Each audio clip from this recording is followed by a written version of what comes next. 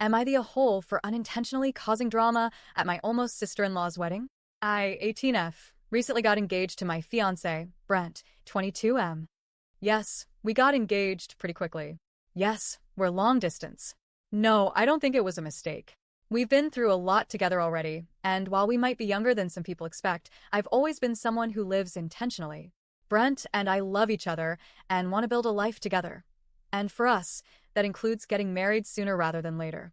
That said, his family hasn't exactly been jumping for joy. From the moment we announced our engagement, it's been tense. And not in the "oh wow, that's fast but congratulations" way. More like the "why are you rushing this, she's too young, what's going on" kind of judgment. I've tried so hard to make peace with that, to give them grace, to be patient. I even started thinking things were finally improving. Enter the wedding. Brent's sister was getting married, and despite the general awkwardness between me and his family, she invited me. I appreciated it, genuinely. She said she wanted me there, as long as I didn't think there would be any drama. That was her exact wording. I paused for a moment, really considered it, and then said yes. Because in my heart, I didn't think there would be any drama. I truly believed things had cooled off, and I just wanted to support her, Brent, and their whole family during her big day. The wedding was in Utah, and we stayed in a shared Airbnb-style house with some of Brent's family.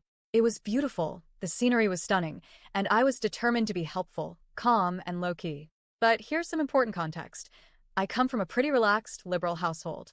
Things like napping with your partner, closing a door to watch TV, sharing a blanket on the couch. None of that is scandalous in my world. Brent and I weren't doing anything inappropriate.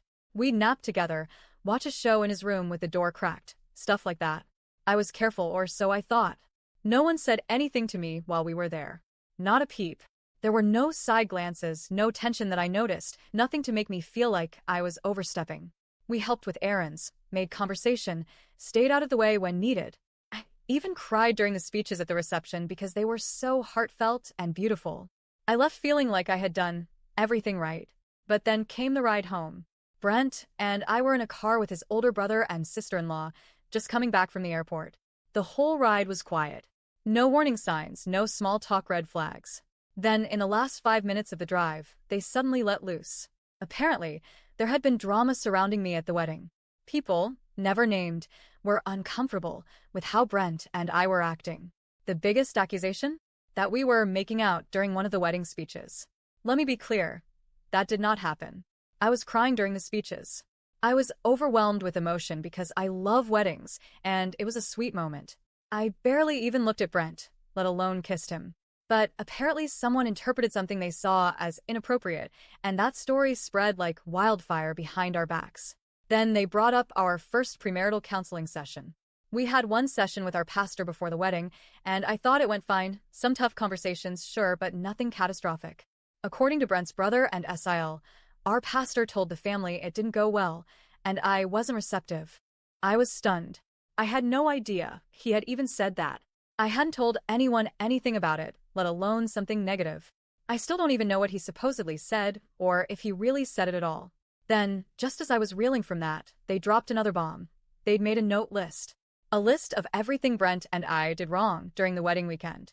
But they wouldn't show it to me. They said they'd rather talk to Brent privately about it later. Then came the final gut punch. They told me I wasn't mature enough to get married. That they didn't think we were mature enough. And of course, they used my age as a key reason why.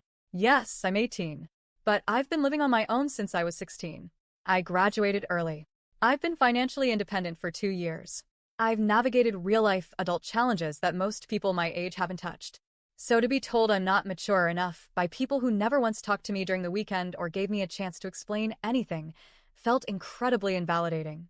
It wasn't just judgment. It was judgment with a megaphone thrown at me after the fact, when it was too late to fix anything. Now, the pastor wants to schedule a call with me. I don't even know what I'm walking into.